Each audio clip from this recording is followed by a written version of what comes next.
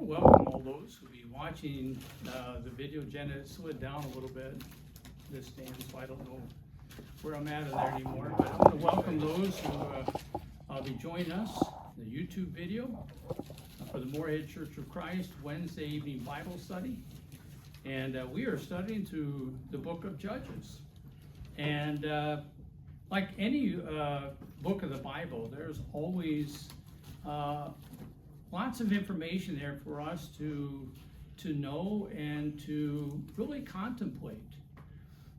We get a glimpse from the Old Testament how things were under a different covenant and how things sort of unfolded. And it's important as we study the Word of God to recognize that all of God's Word is important. If we are going to sort of connect all the dots or fit all the puzzle pieces together, it's so important that we take into consideration all that God has to say. Now, we know that the Holy Spirit preserved this account here of the Judges, the period of the Judges. So it's believed that Samuel the prophet wrote this, and what he's essentially doing is talking about this sort of weak period, or this dark period in Israel's history after the time of Joshua and before the first king.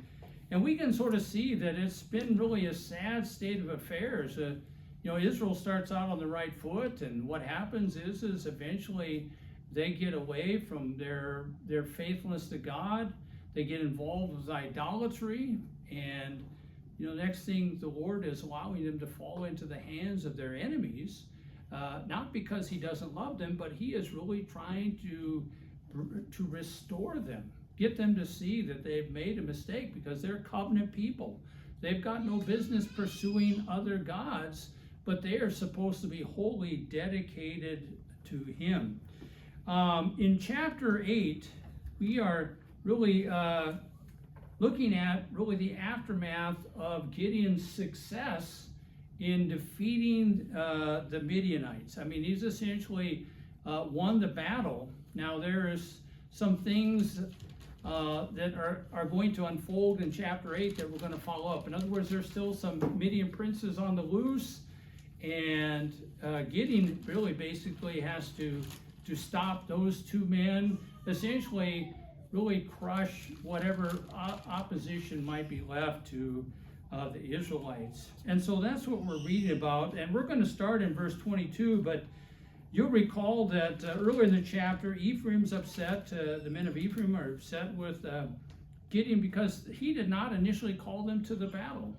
But, he tells them, listen, you guys had the privilege of taking out two Midian chiefs. And essentially, that is a great privilege. And he kind of appeases their anger.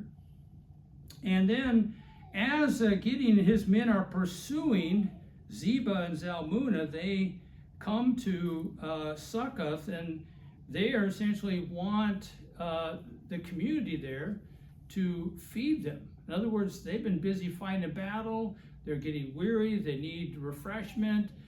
These are also God's people. They had an obligation to feed the troops and take care of them as they're carrying out God's work, but the men refused. And of course, Gideon said, I'll be back after this is all over to deal with you.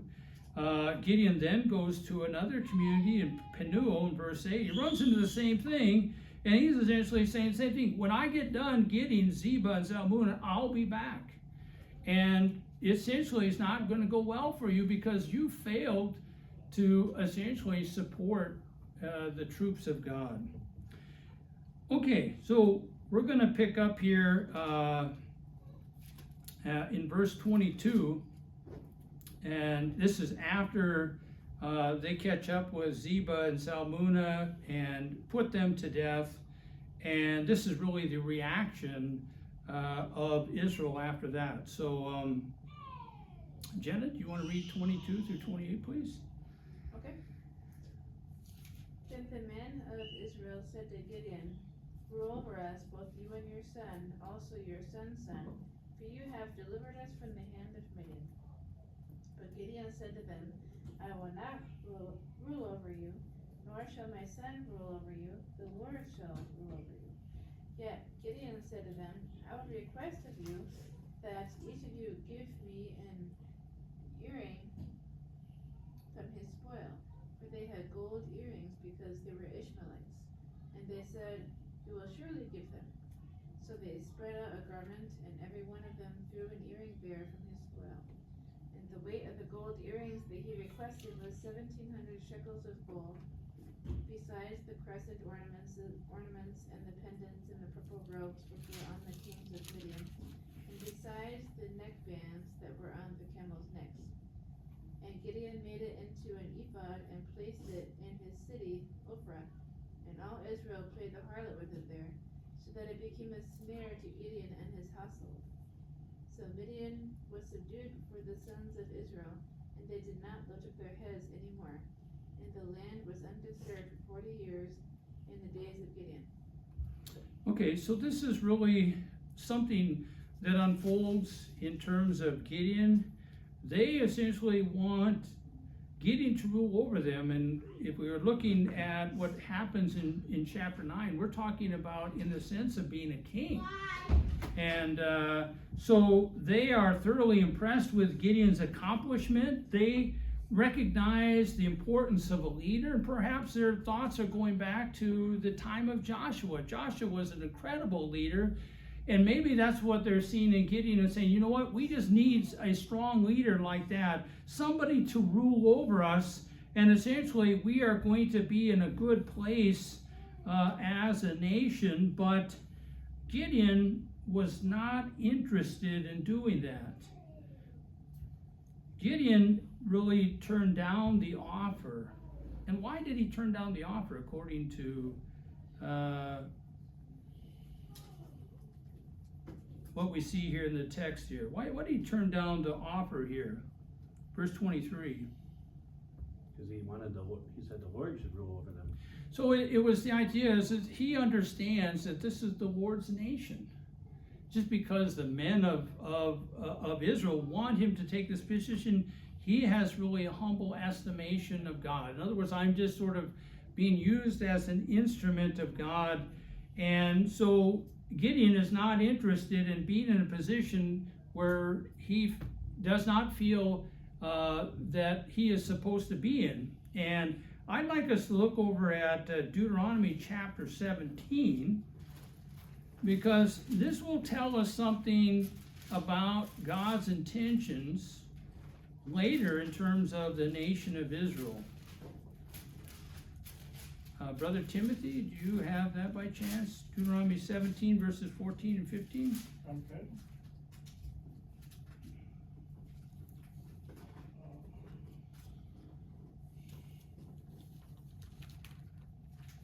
Okay. 17, 14, and 15.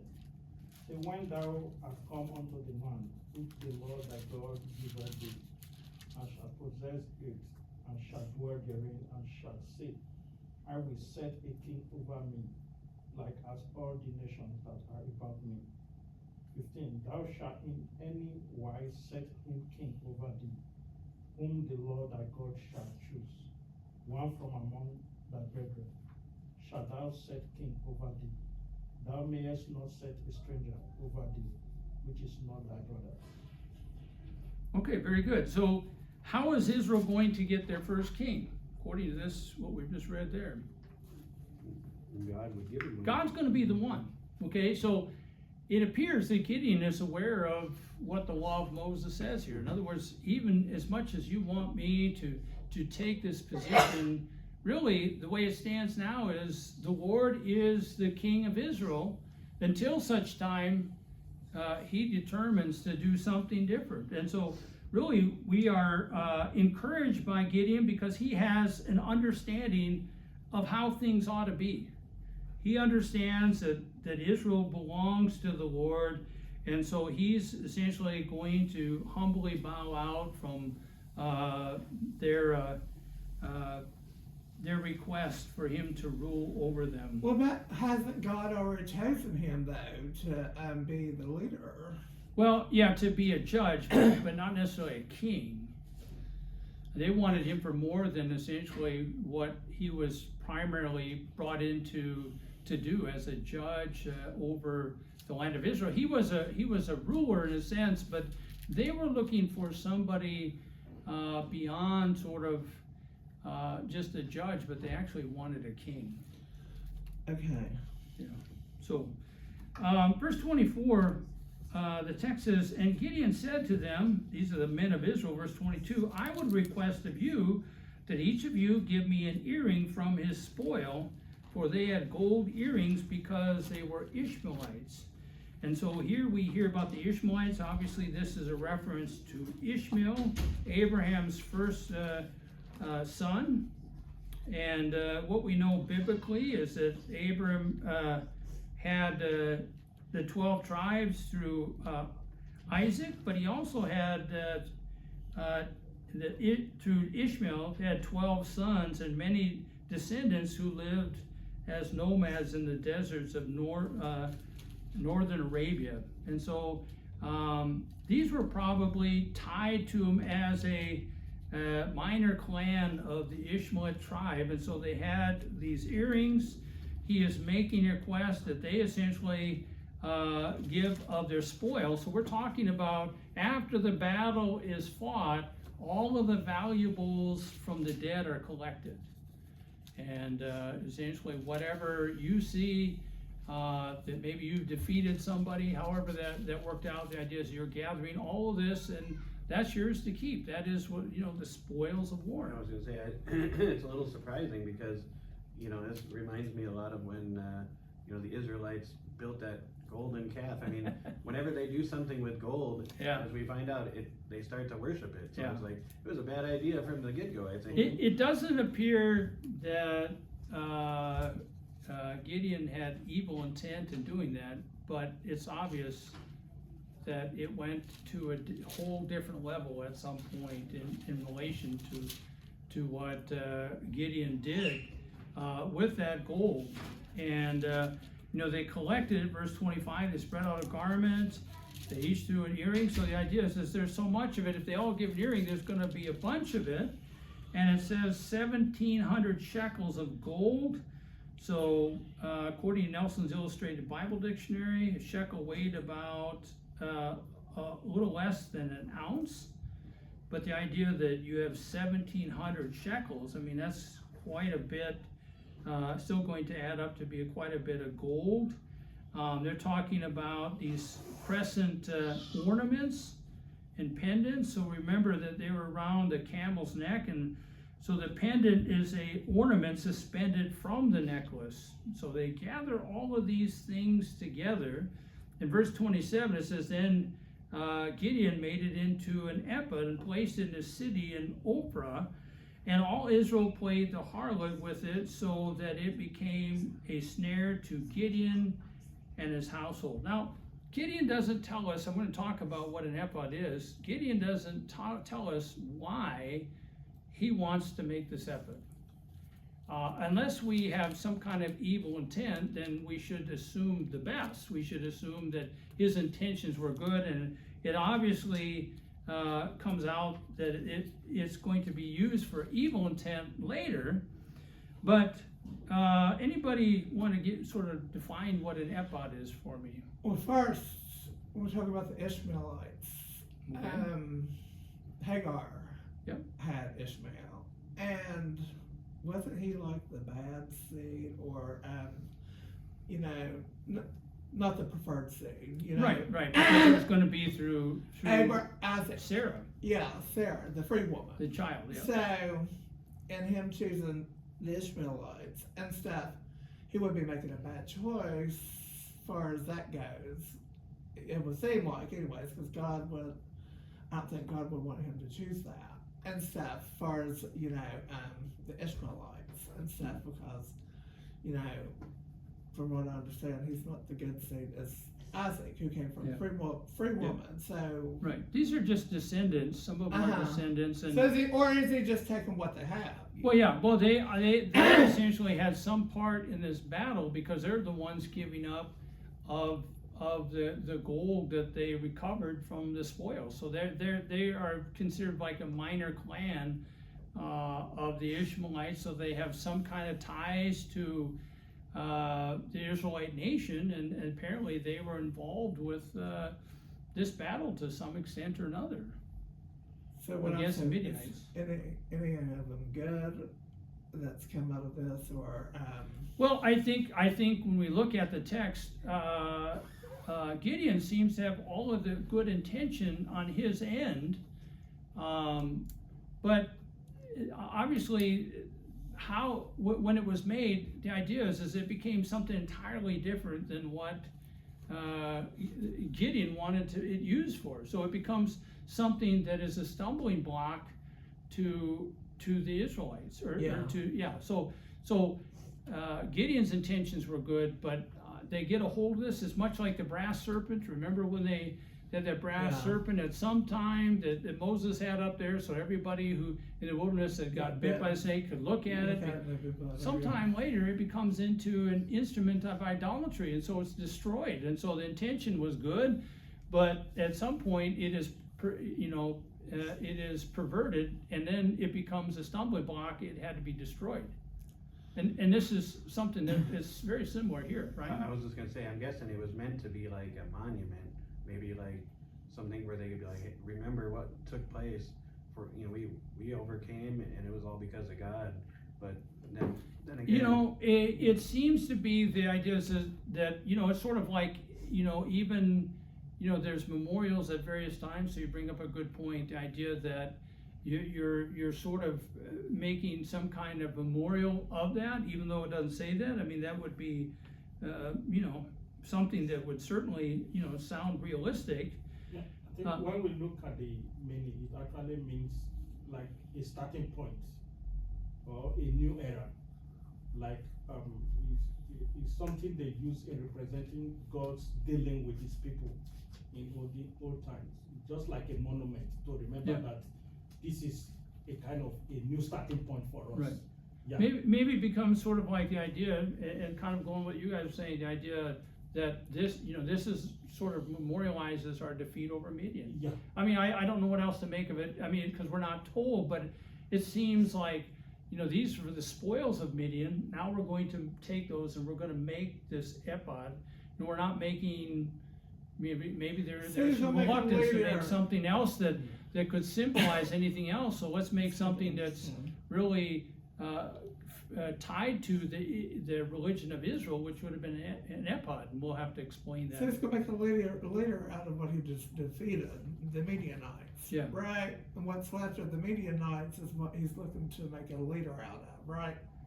Making a leader out of it? I'm not following you. Okay, well, get a ruler over top. He's not gonna be the He's going to be the ruler over Israel. So the Midianites have sort of been defeated. There's still some remnants left, but they're not. We're talking about a king here. Yeah. And stuff, so he's eventually going to become the king too. Is what I was. Well, they want to become king, but he turned them down. So he never becomes a king. He'll just be the judge over Israel till the end of his days. Okay. And that's it. The king would be entirely different because God has to authorize who's going to be the king. Yeah. So God's already authorized him to be a judge, but if God wanted to be a king, then God essentially has to say, hey, I'm coming out in support in some way to acknowledge that I want Gideon to be a king. So, an ephod, according to really looking at the spiritual purpose of the ephod in the Bible by Jessica Brody, and she kind of explains it here. An item of ceremonial sacred significance, and this ephod might have been worn or set upon an altar. They're talking about the one that Gideon had made, and so it had a purpose in terms of the ceremonial system of the Jews, but now maybe it sort of is used here in the way that we talk, the idea that it's sort of symbolizes, God's victory through Gideon to defeat the Midianites. And so the intentions are entirely good. Whatever the exact reason is, Gideon is not at fault for what happens with it. I mean, if his intention is to essentially remember the event in some way or set it up so that Israel can recognize it, then what they do with it afterward is in a wrong manner would fall on on those who are misusing what he made. The question here is what is he going to do with the spoil Right. left over?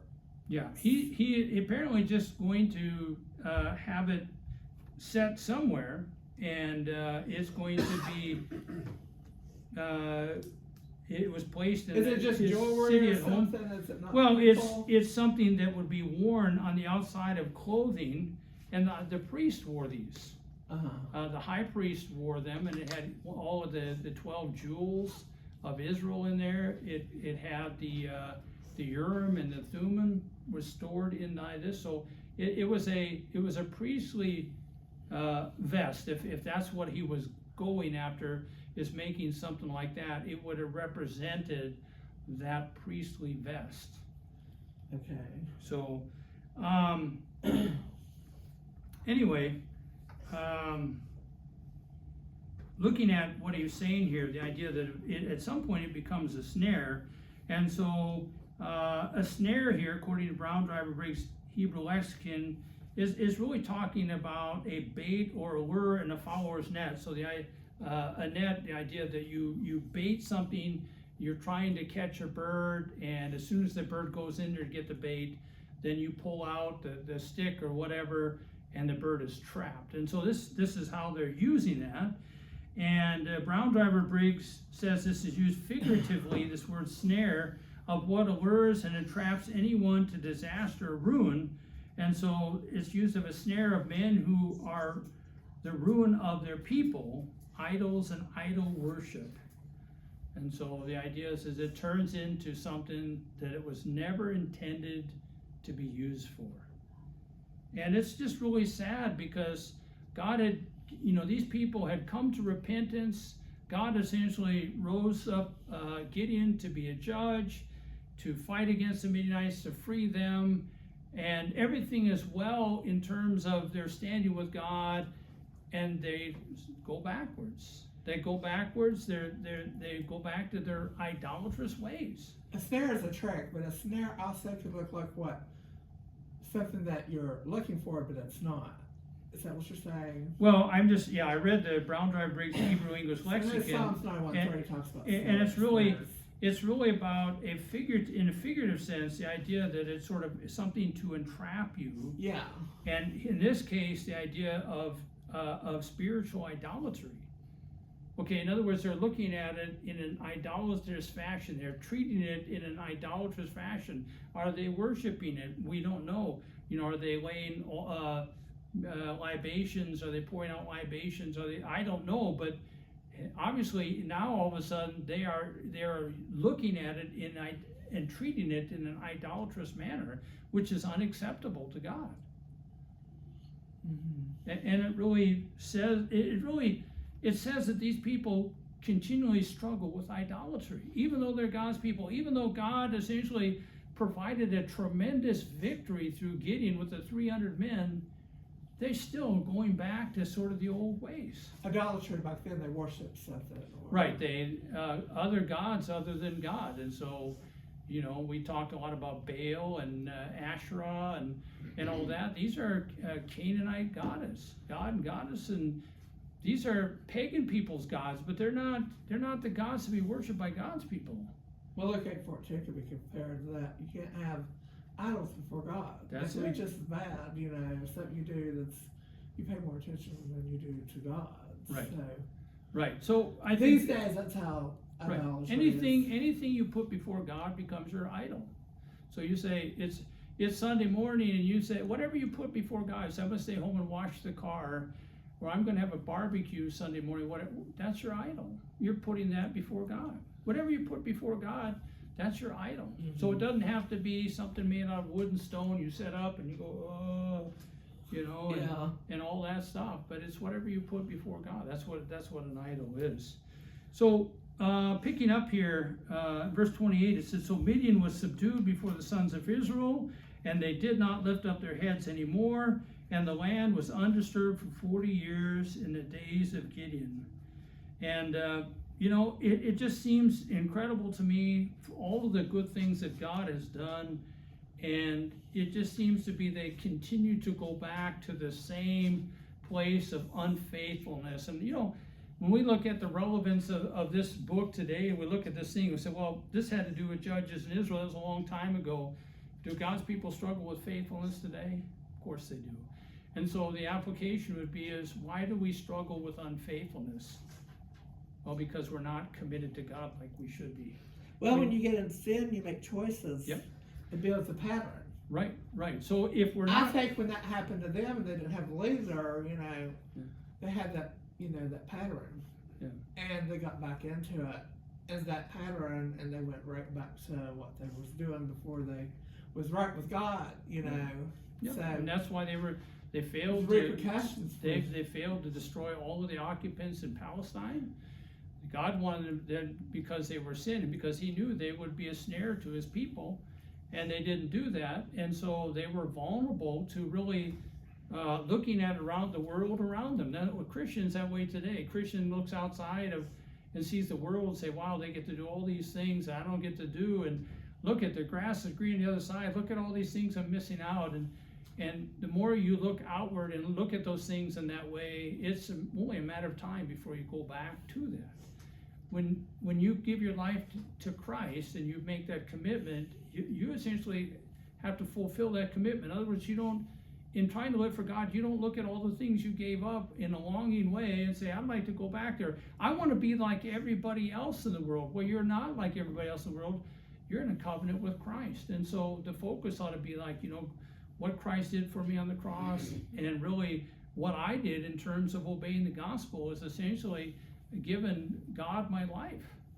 And so now I belong to him. And so if we don't have that commitment, then we're always going to wrestle with, relapsing to the world. We're always, because we're looking outward instead of looking at God and recognizing that we There's belong to a lot him. of things the lust of the eyes can do, as far Right. as the flesh. Right. Not just, a lot of things that people do, behind closed doors, but there's other things too, Sure. like gossip, not just gossip, but lies or things that people are doing, Right. in the world. You've got to watch that Sure. and stuff, because when you watch your eyes and stuff, that helps your temptations. Yeah. Because choices, over the years, when people make choices and choices, Right. they have repercussions. That's it. So every day has to be a choice to live for God. Every day you have to choose to live for God. It doesn't happen automatically. You have to choose to live for God.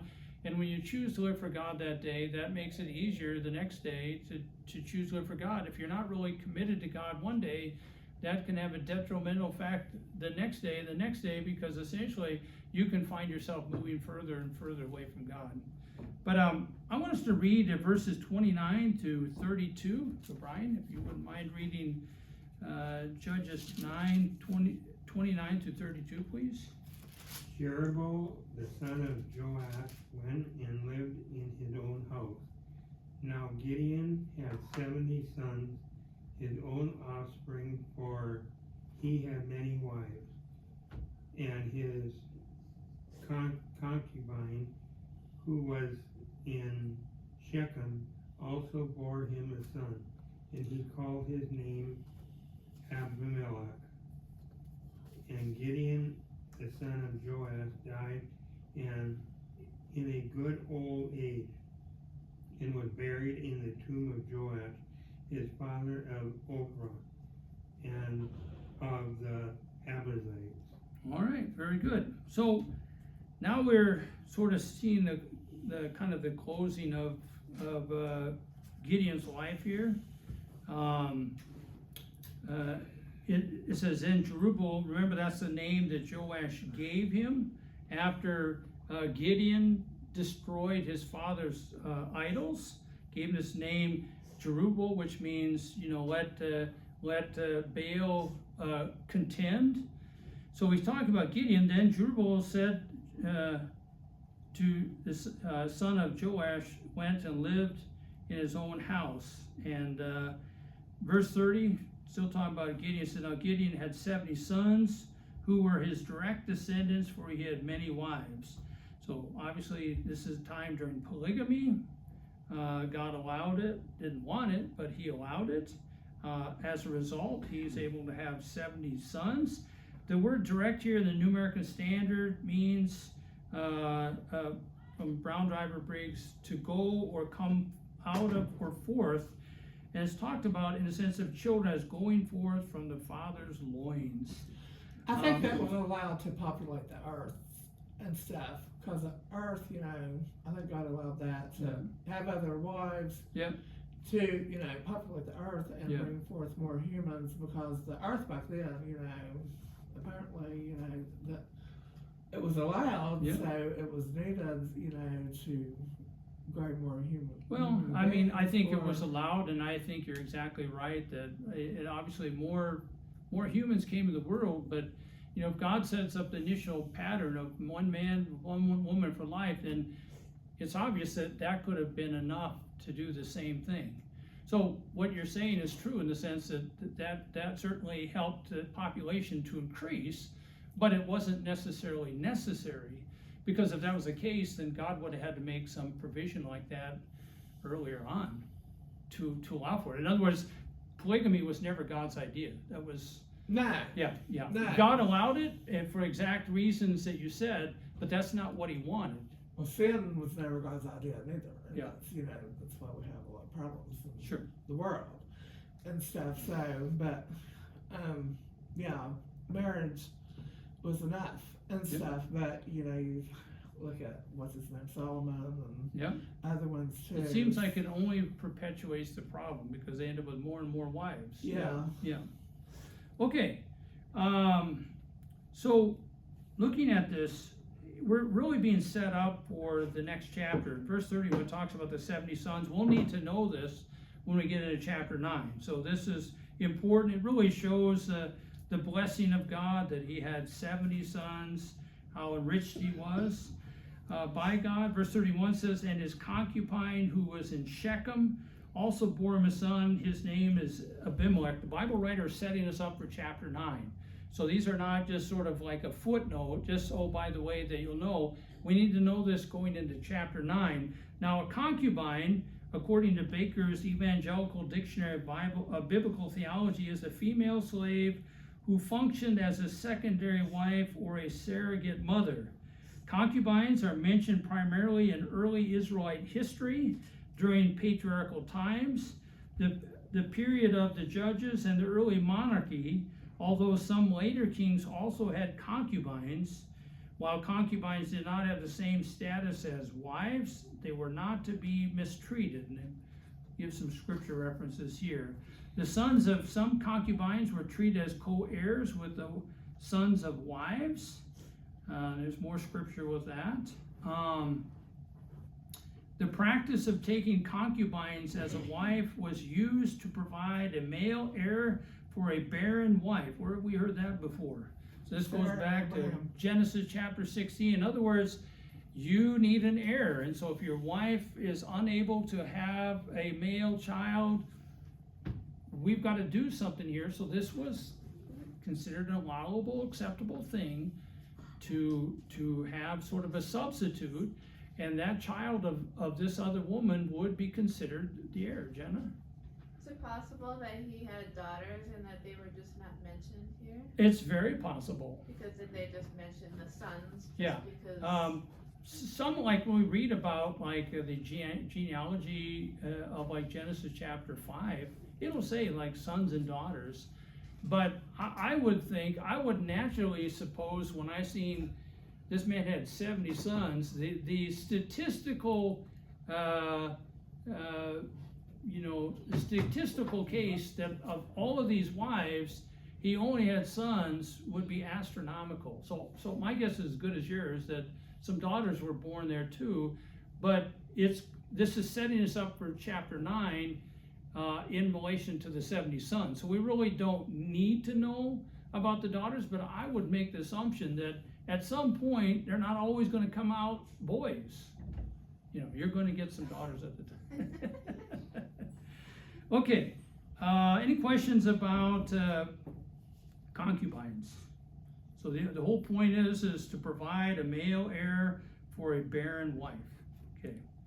Multiplying children through concubines would not normally complicate inheritance lines, but would increase the available family workforce and family wealth.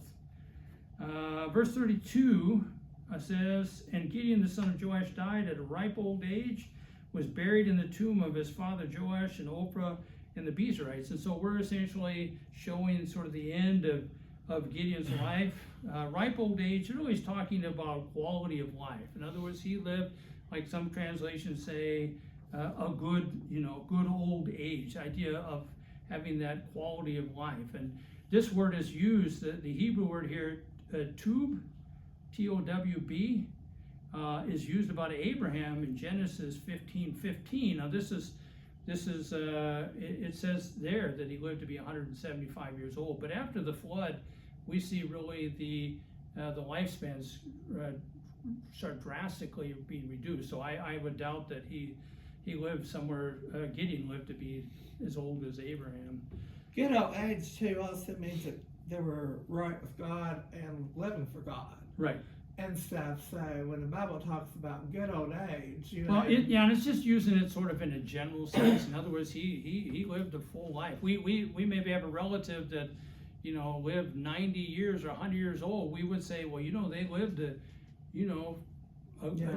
good, and it's really just talking about the quality of life. They're there, but it doesn't necessarily really tied to a spiritual aspect. But I mean, from a spiritual perspective, to live a good life would be, whether you had age behind it or not is not important. It's really about how you live with the time that you're living on earth. You got God in your life. Yeah. So. Yep.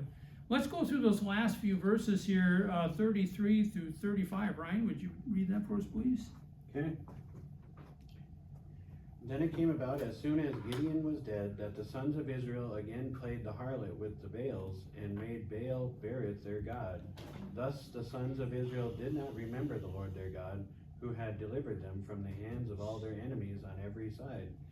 Nor did they show kindness to the household of Jerubbaal, that is Gideon, in accord with all the good that he had done to Israel. So here we come to sort of the end of the cycle. They're faithful, they start falling away, they fall into the hands of their enemies, they start crying out to God, God rescues them, and here we start that same terrible, horrible cycle again. They're going to go the wrong direction, and it's really set us up for that. Brother Timothy, did you have something? No. Okay, I didn't know if you were trying to get my attention. Okay, so looking at it here in verse 33, it says, Baal Berith their god. Remember that Baal is a Canaanite god. It means Lord or Master. This is from Nelson's Illustrated Bible Dictionary. Baal soon became identified with various regional gods that were thought to provide fertility for crops and livestock. As a god who symbolized productive forces of nature, Baal was worshipped with much sexuality. Baal Berith, which means Lord of the Covenant, so Berith means covenant, is a name under which Baal was worshipped in the time of the judges at Shechem, where he had a temple. And in Judges 9:46, he is called simply the god Berith. So the sons of Israel have really shown themselves that they are not faithful people. It says they did not remember the Lord their God. It's not that they forgot what he did for them, but the idea is they really just sort of put it out of their minds. If you ask them a technical question, who delivered you from the Midianites, I'm sure they would answer correctly. The idea is they just sort of put that aside and started going back to the direction of idolatry. And you get what you want, and then you go back to sin. Right. So the idea is they just sort of didn't keep that in mind. In other words, why did we enjoy the 40 years of peace? Hey, I know, God, we were faithful to God, and God brought us all this, and it's sort of like everything is going well, you forget about God, what happens? You live in a Christian life, everything's going well, you forget about God, what happens? You start going down spiritually, and it's not long, if you're out of God's word, that you start becoming more and more agreement with the thinking of the world. You're like, well, I don't think I'm that bad of a person. I don't really think this or that is bad. Why? Because you're not in tune with what God has said anymore, and you're more in tune with the world around, and you find yourself concurring more and more with what the world has to say, because so many people believe it. So maybe if so many people believe it, then maybe the Bible isn't exactly, right about this or that. It's very easy to go downhill spiritually.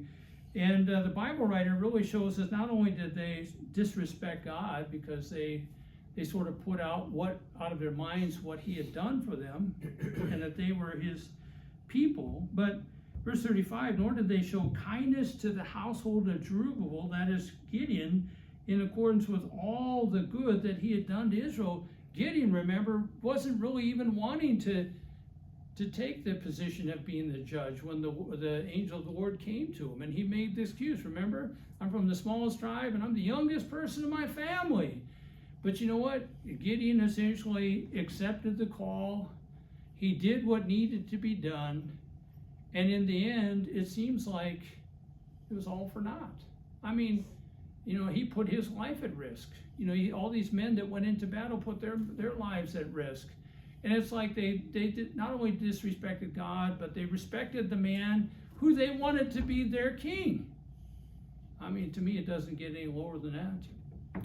Okay, any questions or comments about that? We're going to go and start chapter 9 then, with what time we got left. And chapter 9 is really goes beyond Gideon. So we're going to talk about one of Gideon's sons in particular. His name is Abimelech, and he has great aspirations to be the king of Israel. So let's see, Ryan, did you have a chance to read? Yeah, I just did the last okay. one. Jenna, you want to read 1 through 6, please? And Abimelech, the son of Jerubbaal, went to Shechem to his mother's relatives, and spoke to them and to the whole clan of the household of his mother's father, saying, Speak now in the hearing of all the leaders of Shechem. Which is better for you, that 70 men, all the sons of Jerubbaal, rule over you, or that 1 man rule over you? And also remember that I am your bone and your flesh. And his mother's relatives spoke all these words on his behalf in the hearing of all the leaders of Shechem. And they were inclined to follow Abimelech, for they said, He is our relative.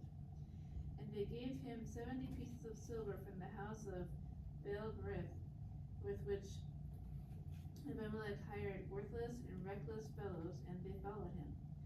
Then he went to his father's house at Ophrah, and killed his brothers, the sons of Jerubbaal, 70 men on one stone. But Jotham, the youngest son of Jerubbaal, was left, for he hid himself. And all the men of Shechem and all Beth Millo assembled together, and they went and made Abimelech king by the oak of the pillar which was in Shechem. Okay, so we're going to learn something here about this Abimelech guy, and he is not a very good man. Abimelech, as we have been, we learned back in chapter 8, verse 31, was born to a concubine. And his name was Abimelech. Abimelech means my father is king, even though Gideon was not a king. That's what they named him. Shechem, of course, is a city in Manassas. According to Nelson's Illustrated Bible Dictionary, the word means shoulder, probably because the city was built mainly on a slope or a shoulder of Mount Ebal and situated where main highways and ancient trade routes converge. A clan, of course, is an extended family, which would include your family, siblings, cousins, aunts, and so forth. Verse 2 says, Speak now in the hearing of all the leaders of Shechem. This is Abimelech talking, which is better for you, that 70 men, all of the sons of Jerubbaal, rule over you, or that 1 man rule over you. Also remember that I am your bone and your flesh. In other words, he's got something up his sleeve here. Remember that Gideon turned down the idea of being a king, but Abimelech wants to be the king. And so what he's doing is he is essentially laying the groundwork to be able to become a king. Not the king that God would appoint, this difference, because King Saul was the first king that God appointed. He wants to make himself a king, okay? So unlike his father Gideon, Abimelech has a lust for power Gideon turned down the offer to rule over the sons of Israel, but Abimelech did not care about what his father had done in turning down the opportunity to rule God's people, because Gideon understood that that was God's prerogative. Abimelech wanted to become a king himself. And the words that he used here are for the purpose of persuasion. In other words, he's going back to his people. His mother is from Shechem, and he's going back there to persuade these people to make him a king. And his point is that, what do you think in terms of Gideon's sons? So there's the 70 and there's one him. You think it's better to have 70 men rule over Israel or to have one? And he's already got himself singled out, right? So he's essentially saying, well, not only that, not only is he saying that makes more sense to have one rule over you, but remember, I'm also your bone, your flesh. In other words, I'm related to you people. Okay, so in other words, you ought to be, looking towards me to appoint me as a king. In verse 3 it says, and his mother's relatives spoke all these words on his behalf in the hearing of all the leaders of Shechem, and they were inclined to follow Abimelech, for they said, he is our relative. And the idea of inclined, they were leaning towards him. They're like, what he's saying seems to make sense. I mean, they wanted somebody earlier to rule over them. Here's somebody that is a son of Gideon, and this might just work out. He is actually related to us. So essentially, the first king of Israel would come from, this community. And it says, verse 4, they gave him 70 pieces of silver from the house of Baal Berith, with which Abimelech hired worthless and reckless fellows, and they followed him. So Baal Berith, remember, that is that god that we talked about. It is a localized god. Baal Berith is the Lord of the Covenant. They had a temple there, and essentially in Shechem, and what they did was they took some of the money from the temple, of this pagan temple, to give to Abimelech. Remember that the nation has transgressed. They've gone back into the way of idolatry. So they have this temple, they have this money, they're going to give it to them. And the money seems to have a purpose. What purpose does the money have according to verse 4? Hiring worthless and reckless people. Yeah, I'm gonna hire some worthless people. What does that even mean? Okay, well, these men are going to be important because we've got to essentially Abimelech has to secure his right to the throne. Right now, there's 71 men that are descendants of Gideon, and that's 70 too many. Okay, so he's going out to hire these men, and what they are is henchmen. Okay, it doesn't say here that the men of Shechem knew that that's what he was going to use. It simply says that he uses the money to hire these men, and that's what the purpose is going to be, is to really take anybody else who would have right to the throne in terms of the dynasty of Gideon. It's going to come down to one man left, and that's Abimelech. And by the way, the word reckless here in the Brown Driver Briggs Hebrew English lexicon means ethically worthless fellows. And I like what the NIV says. It says reckless scoundrels. The Amplified Bible says worthless, foolhardy men. These weren't good men. These were evil men, and this speaks volumes about where Abimelech is in terms of. He must be just like him. What's that? Sounds like he's just like him. Well, it seems like birds of a feather. I mean, this is what this guy has in mind. And so basically, he is set on one thing, and that's power. And he's going to do whatever it takes in order to secure that power for himself, which will be a terrible, terrible thing, because as we are going to see, that it's going to mean the death of his brothers. Verse 5 says, then he went to his father's house in Ophrah, killed his brothers, the sons of Jerubbaal, that's talking about Gideon, 70 men on one stone, saying they don't know whether or not they chopped their heads off or they hacked them up on the stone. It doesn't say, but it was a bloody end. But Jotham, the youngest son of Jerubbaal, was left where he hid himself. In other words, while they had this frenzy to take them all out, one of them manages to escape. And it appears that they do not know at the time that he has escaped. There's an assumption made that we must have got them all. But that'll come to light a little bit later in the text. And so verse 5, the evil plot unfolds. Abimelech has secured a sizable force of henchmen in order to exterminate all of his brothers who were innocent for his own political position and gain.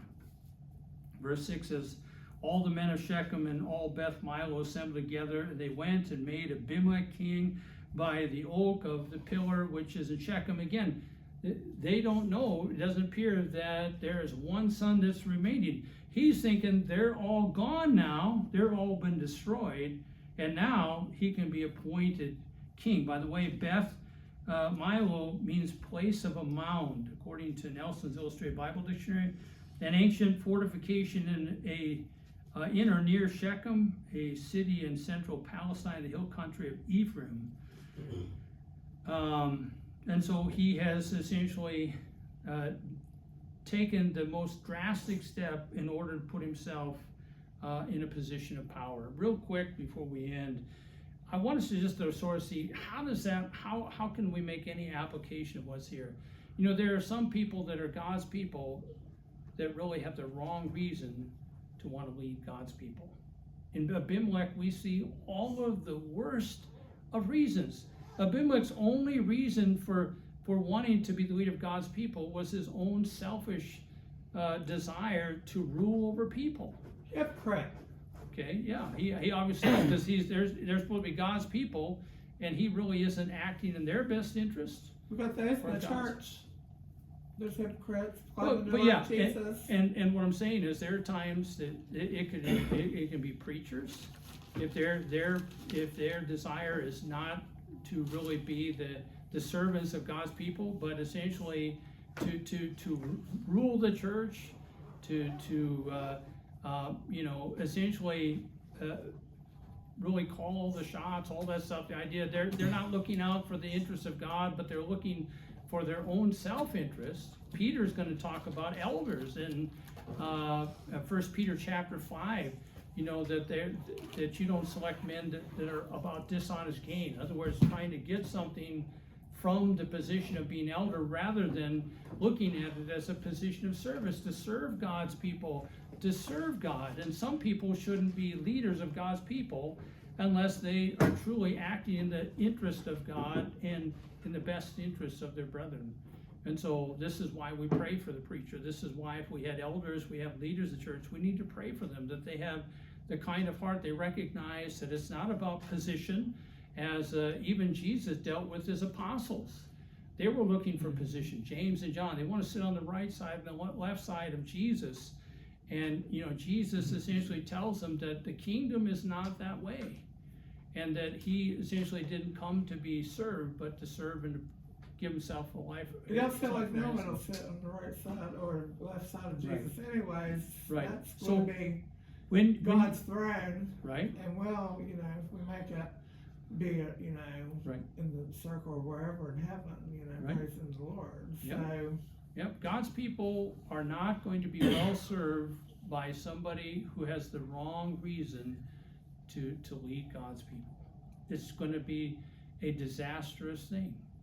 And so we need to essentially have people in the positions of preachers and elders that really fall in line with and meet the spiritual qualifications. Scripture says to test your preacher and the church every now and then to see how they would act in certain situations. Yeah. Well, It they says need to it's meet something about qualifications, and they need to be Exactly. God-fearing people, and they're accountable, just as accountable to the church as the church is accountable to them. so So I want to thank those who are going to be able to watch this video later. not just the preacher though, all people in authority of the church. So I want to thank you for watching the video. When you see it, God bless you, and Lord willing, we'll have a video a week from today.